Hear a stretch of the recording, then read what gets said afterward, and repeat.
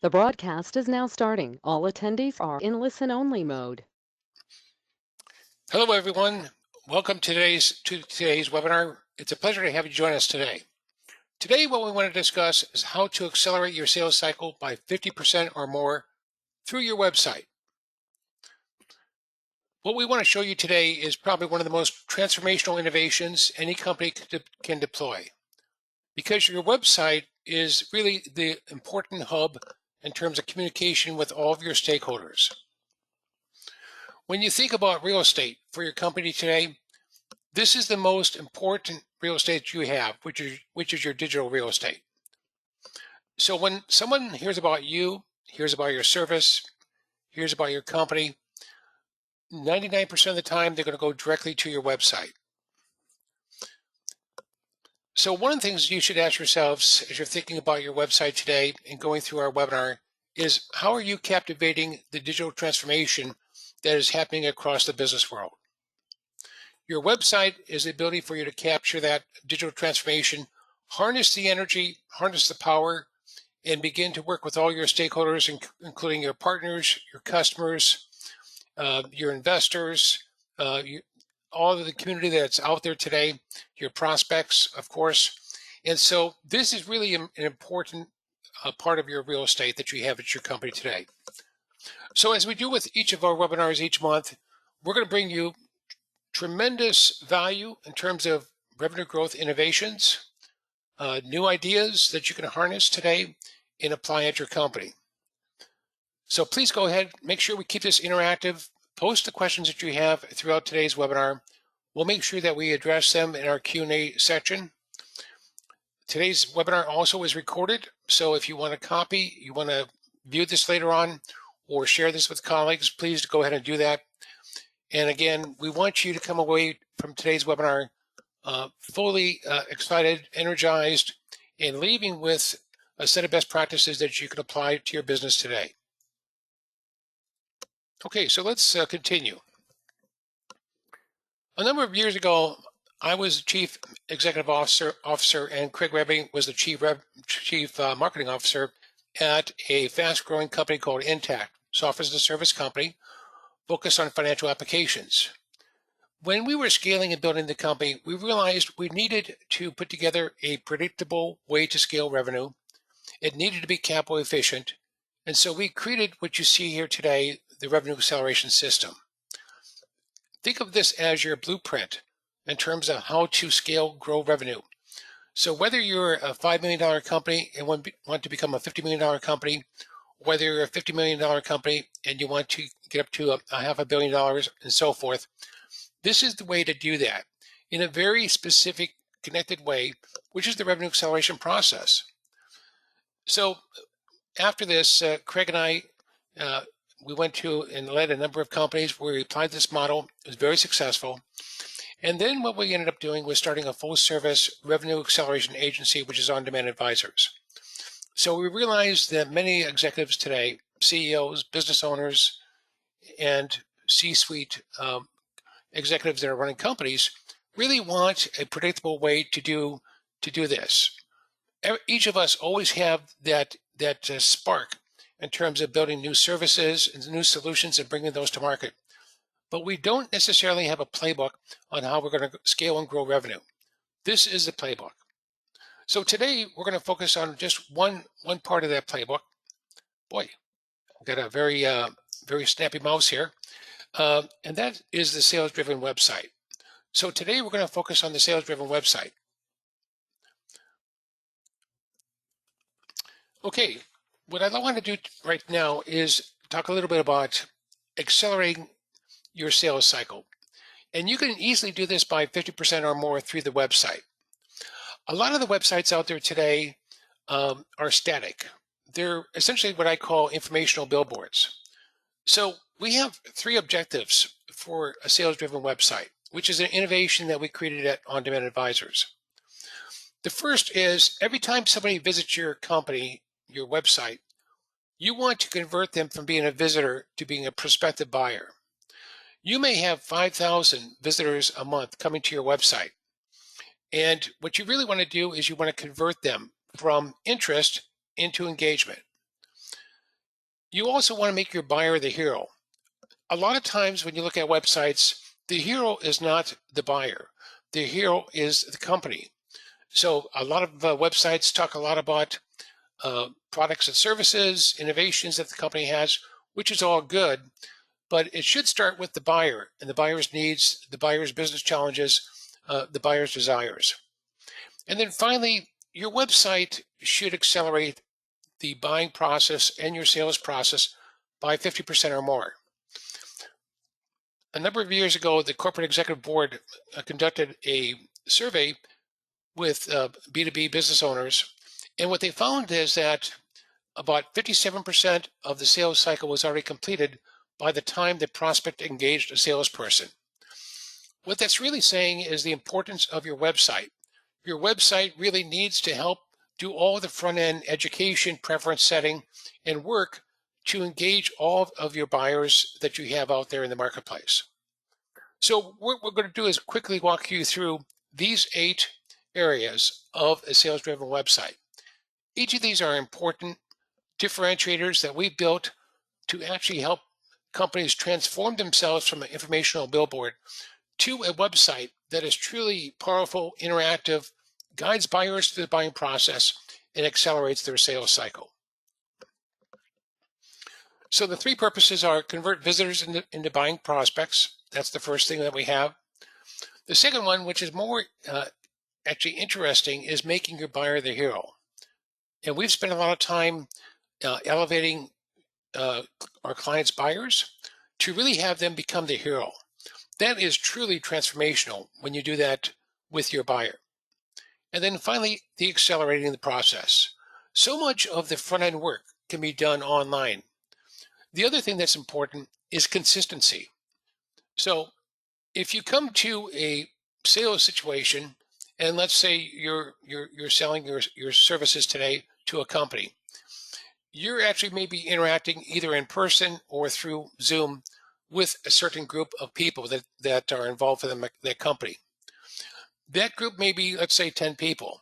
However, there may be 20 people involved in the influencing the decision, the evaluation, and the procurement of your type of service or solution. It's those other 10 people that are going to go to your website. So what you really want to do is you want to have a consistent experience between online and offline, and your website should be able to do that. So let's walk through the 8 proprietary areas that are really important to unleash the power and potential you have for your website today. The first is projecting branding and messaging. A lot of brands out there need to be revitalized or upgraded. For instance, there are a lot of companies that talk about participating in a certain service or a certain functional area, but they don't project themselves as a leader. They don't project strategic messaging that's going to resonate with decision makers. So that's one of the key uplifts that we often see when we're helping companies put in this type of transformational website. And by the way, in today's webinar today, we're actually going to show you a brand new example. Craig's going to walk you through that. He's going to walk you through an example of one of our clients where we just built them a transformational website to actually help them in exactly what we're talking about today. The second area of a sales-driven website that's important is what we call buyer self-selection. The challenge with a lot of websites today is as you add more and more content to your website, it becomes bloated and it becomes difficult to navigate. Imagine going to an IBM website or going to an Accenture website or going to SAP where there's a myriad of different scenarios, solutions, and services. It becomes overwhelming and confusing for most of your clients out there. So what you really need is you need to develop pathways, a pathway that's unique to the buyer, a unique pathway for your visitors. And so you can set these pathways up as we do today. You can set them up by role or title, such as a CFO. So when Craig and I were at Intact, we would have different buyer's journeys, as we call them, for the CFO, for the head of accounting, for the accountants in the different areas, such as general ledger, such as accounts payable, such as receivables. So we tiered the journey based upon the title. You can also set it up by business function. So for instance, you may have one uh, set of solutions for the human resource area, another set of solutions for the IT department, another set of solutions for finance, and so forth. And then finally, you can set it up by solution. Now, what's great about a sales-driven website is you can offer multiple ways for self-navigation. And that's really important because that's the start of the journey. So the next area that is integrated is mapping the buyer's journey. So for instance, if you're in healthcare, if you're selling to the healthcare vertical or industry, you want to speak their language. You want to talk about what's important to them in healthcare. You want to talk about their drivers that they have for their business. You want to talk about the specific solutions and application of your solution to the healthcare industry. And you want to propagate customer case studies and industry case studies in the healthcare industry. This is really important because if I'm in healthcare, I'm probably not that interested in what you're doing in financial services or what you may be doing in manufacturing. So the buyer's journey can be very specific to answer questions that are specific to my industry, my needs, my questions. Now, the key here is to completely accelerate the process. That is, for the buyer, it's accelerating the buying process. For the seller, it's accelerating the sales process. There's nothing more powerful than educating and setting preference with every potential buyer that comes to your website. That's really going to set up your sales team and your partner sales team for success. So let's talk about this. This is Cavinci. This is the solution we're going to share with you today as far as their sales-driven website. So Cavinci sells to a number of markets. One of those markets that we're going to show you today is the franchise market. And there's about 7 areas that we want to take them through as far as the buyer's journey. What we did with Cavinci is map the buyer's journey. We mapped what were the questions and issues that the buyer had at each state of the way. We also validated that with decision makers in the franchise industry. And then we enabled that you're going to, in the website that you're going to see today. So it's just a very powerful combination for Cavinci and for their customers. The fourth area is setting preference with relevant offers. So if you're going on a journey, you basically are going to stop along the way to get gas. You're going to stop along the way to buy food. You're going to stop along the way to visit sites and so forth. Likewise, when you're on the website, if I'm going through the journey and I'm starting to really understand that you can meet my needs, one of the things that might be helpful is if you give me a buyer's guide. I don't know how to buy this type of service or solution today, but if you offer me a buyer's guide at that stage of the journey, then I can take advantage of that and really understand how should I be thinking about buying your type of service or solution. Another example is our ROI guide. And these are things that we normally create for every client that we work with. So now I have a need. Now I understand I want that type of solution. I just don't know how I'm going to build a business case or cost justify this type of purchase. So the ROI guide is going to give me the ability to do that. Now, let's say I go through the buyer's journey on the website, and I'm really excited about that. But I want to socialize this information with other executives in my company, other stakeholders. An explainer video, 2-minute video that explains what the service or solution is and why it benefits every company could be a great way to socialize that knowledge inside the company. So these are just some examples that we would share with you, and you'll see some of these on the Cavinci website today. The fifth area is after you go through the buyer's journey on the website, you may still have many questions. And so what we've done is we've created a learning center by industry for Cavinci, and that continues the buyer's journey. It's a great way to really organize the assets that somebody wants. It's a great way to answer all the additional questions, or what we call frequently asked questions, or FAQs, that every buyer has before they're ready to buy. So think about this as this digital experience is a tremendous way to actually work with your buyer and buyer community, help provide all the information that they want, put it at their fingertips at any time of the day, 24/7, and allow that to really help in the sales process. Every salesperson out there I know would love to benefit from a sales-driven website. The sixth area of a sales-driven website is the mimicking of the online and offline sales process. So if you think about it, as we move to a subscription economy for many services and solutions out there today with a smaller annual contract value, and people are looking at more and more doing business online through video conferencing like Zoom and GoToMeeting and others. What you're finding is that you want to match the experience, the in-person experience with the offline experience.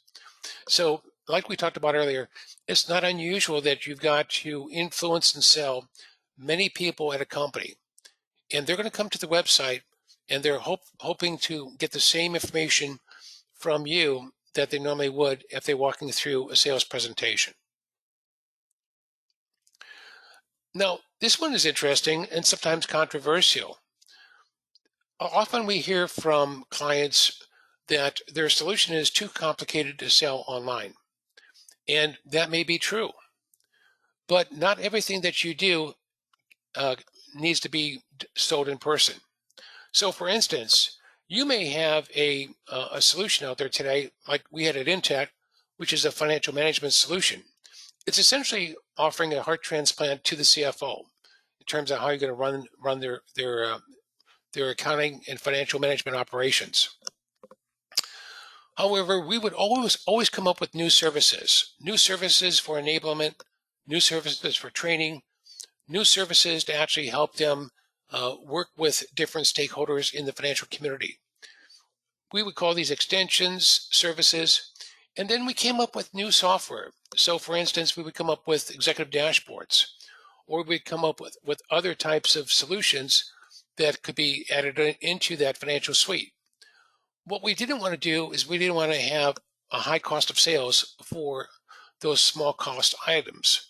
So we wanted to enable our sales-driven website to actually enable purchasing, the whole evaluation to purchase process right on the website today.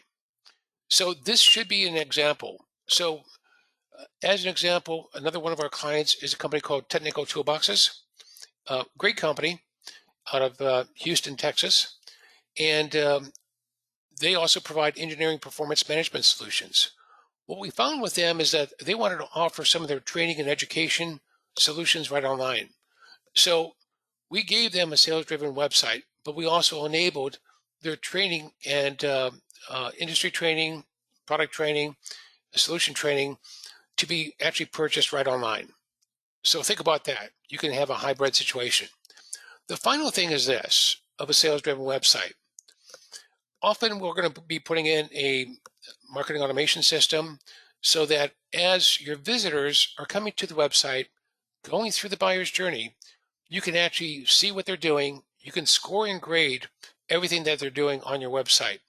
You can understand their buyer behavior, and that gives you tremendous insight when your sales team then wants to engage for follow-up with visitors to the website. So as we just went through this process, we just quickly went through 8 areas that are really proprietary and differentiating for a sales-driven website. And each of them combined together build a powerful combination in terms of how you engage with your audiences. So right now, what Craig's going to do is he's going to walk you through the Cavinci sales-driven website and give you a taste for what this looks like. Craig? Absolutely. Thank you very much, Bob. So let me go ahead and project my screen.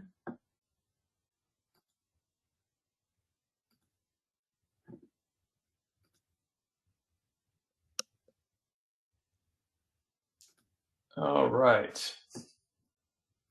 You should be seeing my screen right now. This is the live website. So let me set the stage for this. Now, Bob's talked quite a bit about the major parts of a buyer-driven website, but it isn't just navigation. So I want to set this up and talk about some major areas, because as we talk about it, I want you to imagine this isn't just one linear flow. This is effectively an octopus with 100 arms, and we're going to go through that.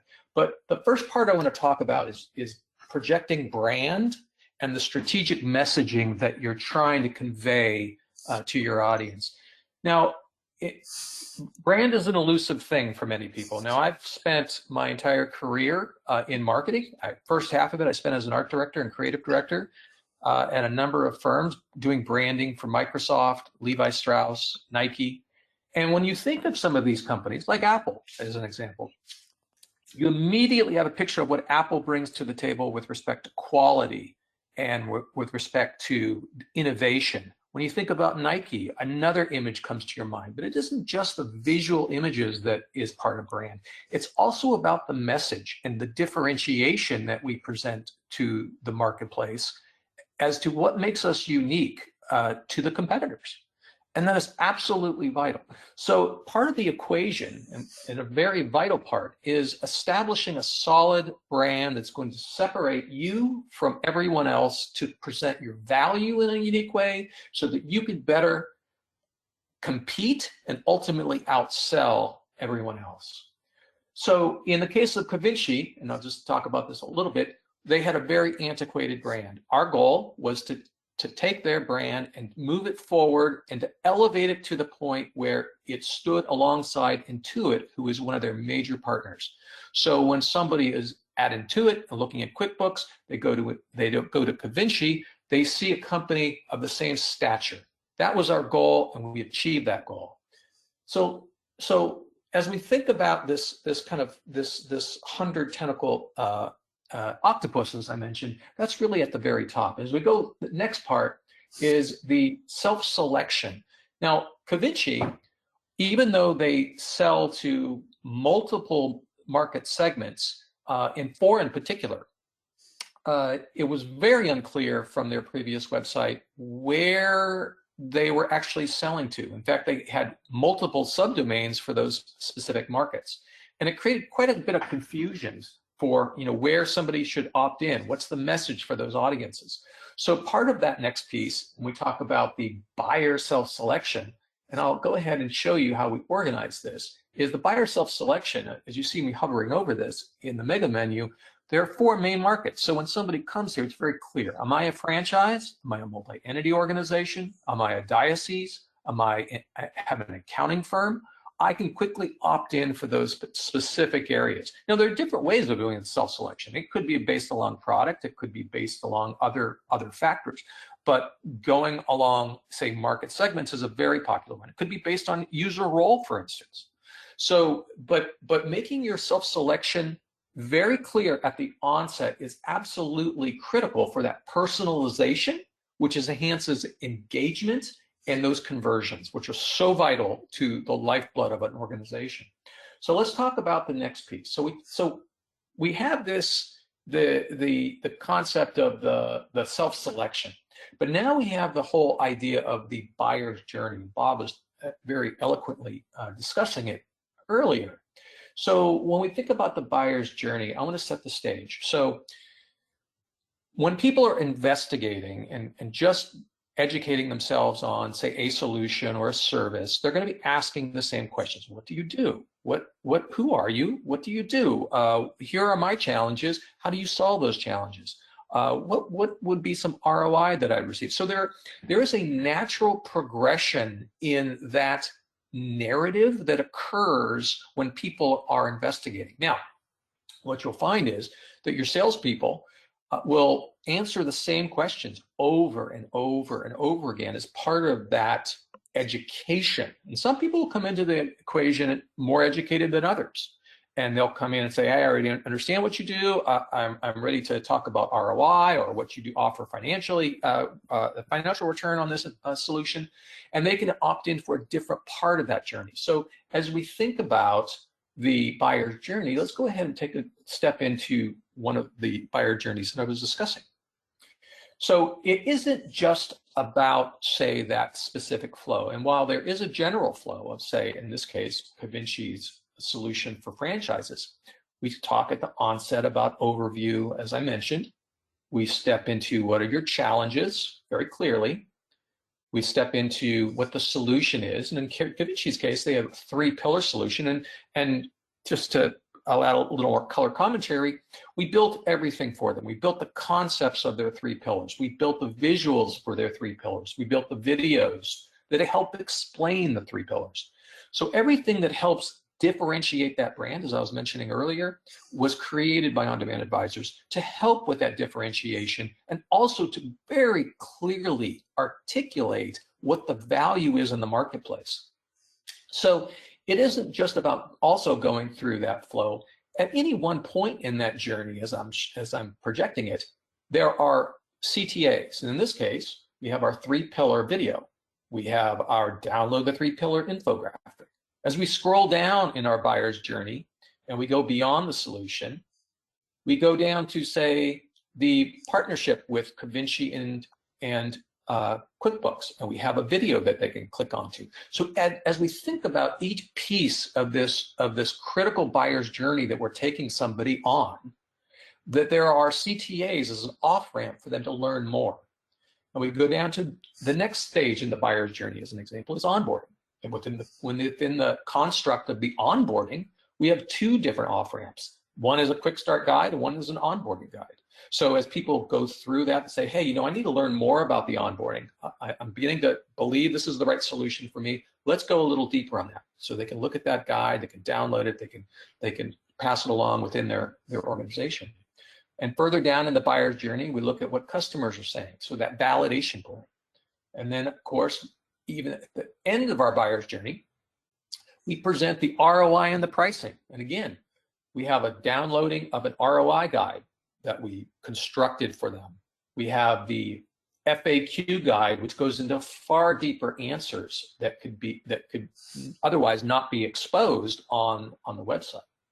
And then ultimately, we have a myriad of next steps that I'm projecting here. So ultimately, after they go through the buyer's journey, there are definitely going to be questions. And some situations are, they want to contact a salesperson right now. Everything's been answered eloquently and clearly.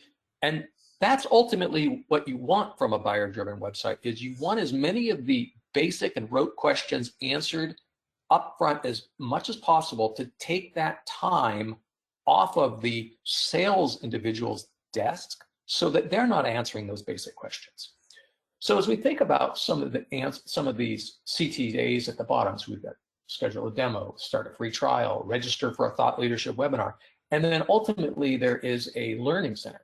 So I'm going to take a little bit of time and go into the learning center after, you know, I've basically taken you through the entire buyer's journey. And so in this case, somebody could come to the end and say, you know, this was really good information. I really understand it, but I want to go a little deeper.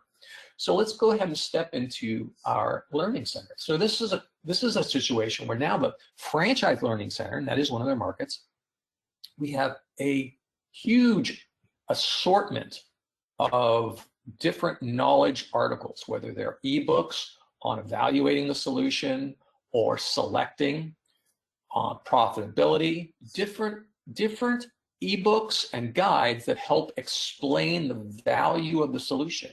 Then we get to a section for success stories and of seeing how other people have used it and derived value.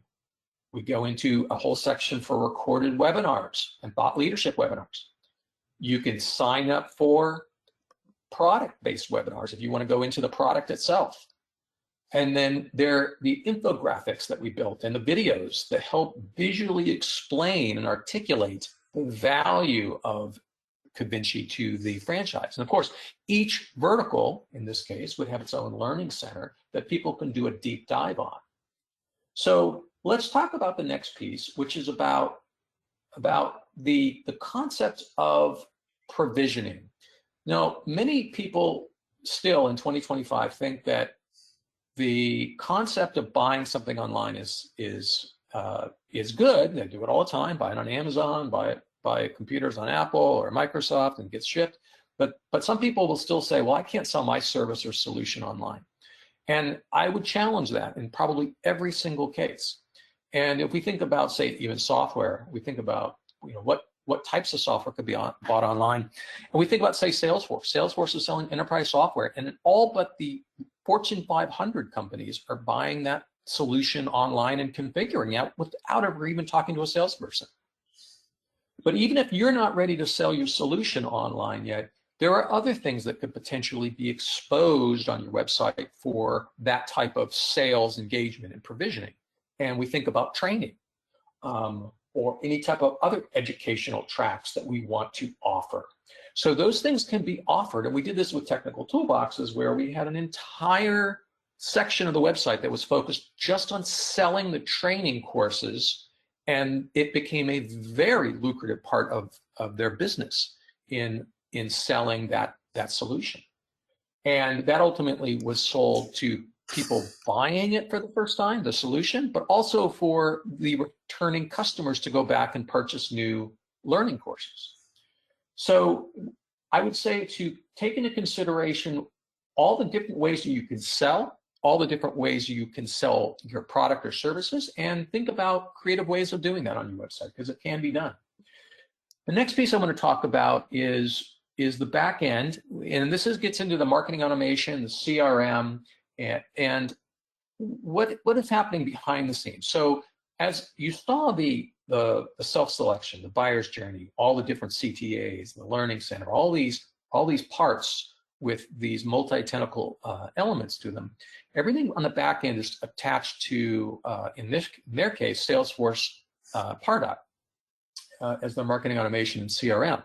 So everything's being recorded, and in 2025, you should be having a marketing automation and CRM system that's fully robust and tied into every action you have on the website. So anything is recorded, it's scored, it's graded, it's selected. Individuals who select certain CTAs maybe put in a higher nurturing track than others who select different types of CTAs. So all of this can be done in a very automated fashion. So again, when we think about what's its purpose, the purpose is to accelerate that sales cycle, get the most sales-ready leads over to the sales department, and get the ones that are not quite ready yet over into a nurturing track in marketing. So as we think about, and I'm showing you an overview right now of, say, Cavinci, and this is just a very cursory review, and here's an example of, say, their partnership page with Intuit. You maybe say, all right, well, that all makes sense. Where do I start? All right, so from a process standpoint and a transformational standpoint, what we do is we sit down with you and we talk about your brand and what your aspiration is for your brand and what you want your customers to aspire to. Then we talk about the messaging and the architecture, and we map out the buyer journeys. We talk about the CTAs that will be associated with those buyer journeys along every step of the way. And then we develop and we deliver the entire package and deploy it live on your servers. And there are other parts that are optional. As I mentioned earlier, whether you're tying in your marketing automation is optional, whether you're tying in some type of provisioning for purchase on anything is optional. How many and what types of CTAs are definitely optional. But so there are elements of this that can be started in a very small way and then ultimately scaled up depending on what your needs are and how you're going to market. Bob, anything you want me to, while I'm projecting, anything you'd like me to expose on the demo, or hand it back to you? No, I think that's great. That's great coverage on the Cavinci sales-driven website, Craig. All right, I'll hand this back to you. Okay.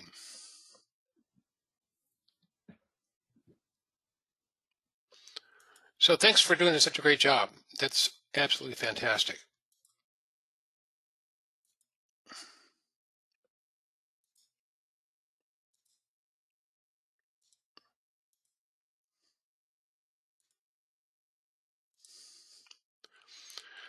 Interestingly enough, it's now allowing me to change the presenter on here.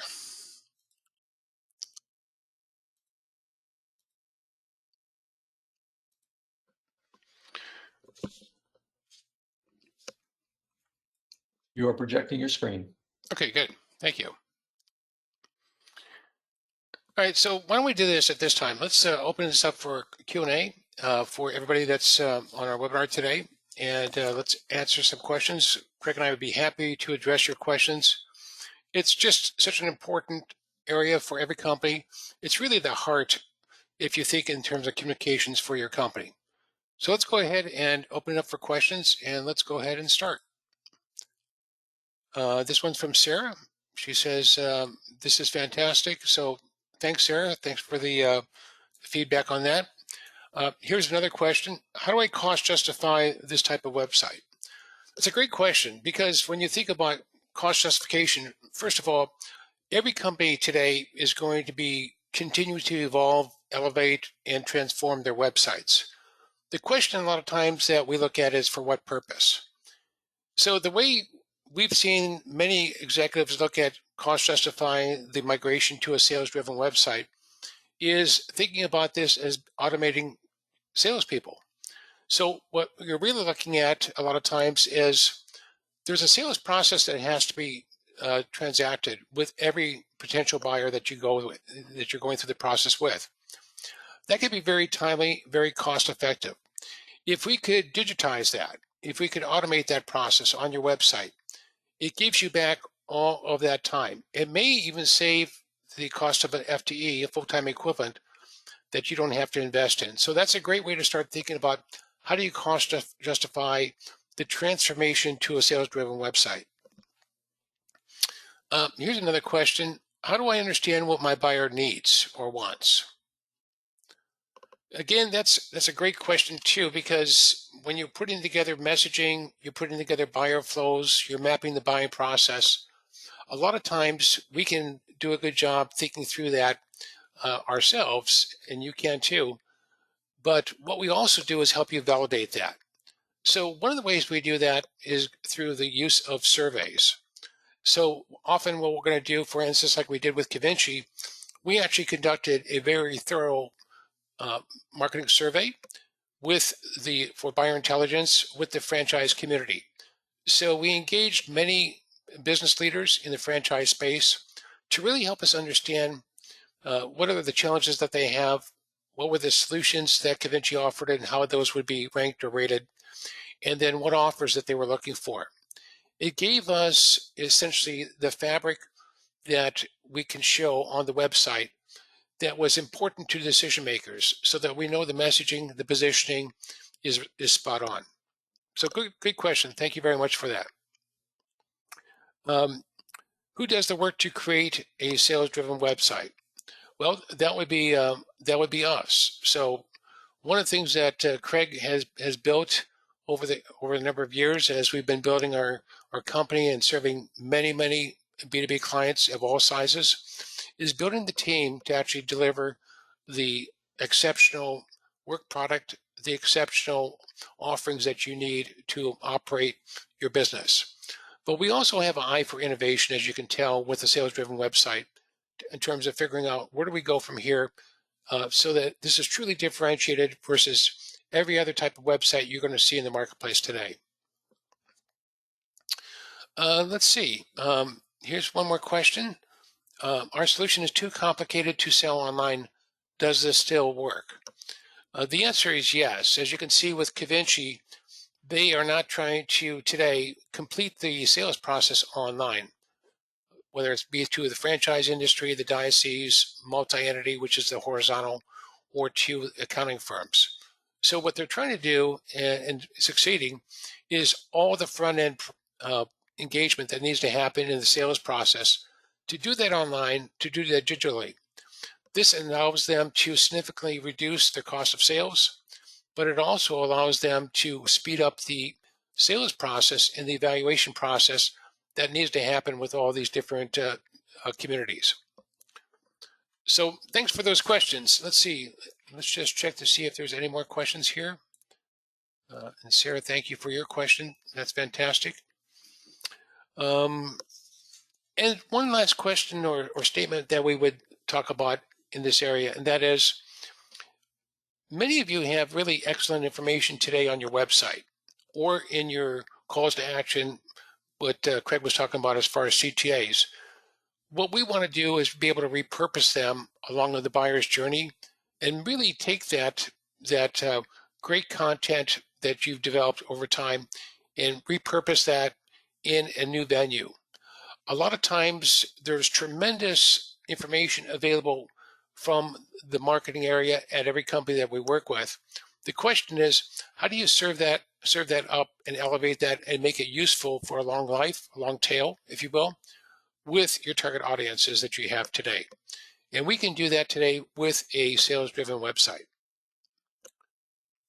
So great questions. Thank you for everybody for participating in those. Just a couple things we'd like to cover about on-demand advisors. First of all, we would love to work with each of you to help you build your revenue acceleration strategy. And as Craig said earlier, it really starts with strategy. Whether you're trying to build tremendous volume of leads for your sales team, whether you're building a sales-driven website to actually take your buyer through the buying process, as we've just shown you today, whether you're trying to look at how to capture another 25 to 30% growth from your customers in terms of revenue, or how you're trying to think about putting together a strategic proactive partner program so that you can leverage third-party partners in your ecosystem. All these are really great drivers that we help address today across many companies.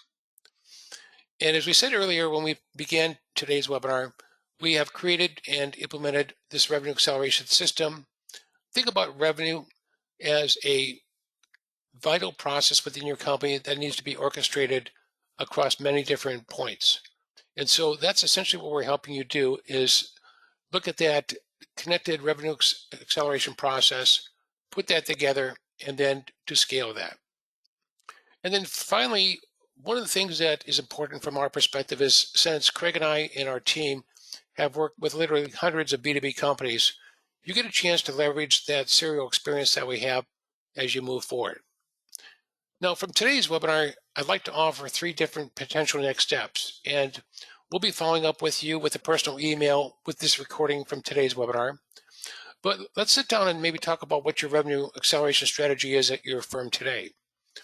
If you're growing at, let's say, 10%, but you'd like to grow at 30% year over year, then we can figure out how to get you from here to there.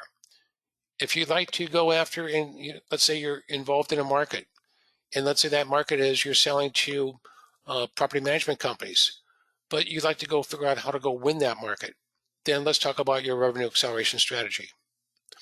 Another thing that we help many executives and management teams do is to create their revenue acceleration playbook. That playbook, think about that as your blueprint on how you're going to scale and grow revenue over the next several years. So it's not unusual, like at Convinci, where we're actually helping them grow revenue at 33% year over year, and do that on a consistent basis because of the engines that we've helped them put in the company.